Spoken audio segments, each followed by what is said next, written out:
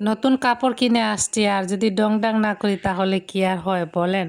একটু ডং করে নিলাম। হ্যালো এভরিওয়ান, আসসালামু আলাইকুম। সবাইকে তাহলে আসেননি বালা।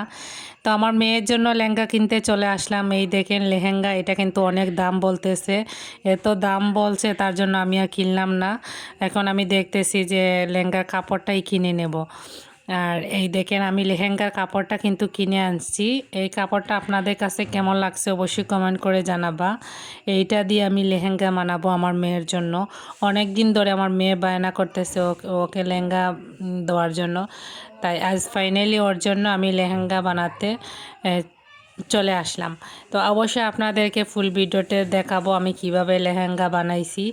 আর আমি কিন্তু সেলাই কাজ জানি, আপনারা অনেকে হয়তো জানেন, দেখছেন। আর আমার মেয়ের জন্য ম্যাচিং করে জুতোও নিয়ে আসলাম। আর অনেকেই দেখছেন যে আমি সেলাই করি, তো সেলাই কাজ জানার কারণে কতটা টাকা বেঁচে গেল। এই লেহেঙ্গাটা যদি টেইলারের কাছে বানাইতাম তাহলে অনেক টাকা লাগতো। তো সেটা নিজে নিজে সেলাই করার কারণে টাকাটা বেঁচে গেল। খুব ভালো করছি না বলেন তো সবাই।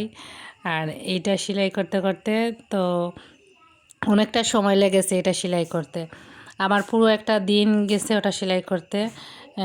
এখানে 3-4 পার্ট দেওয়া লাগছে।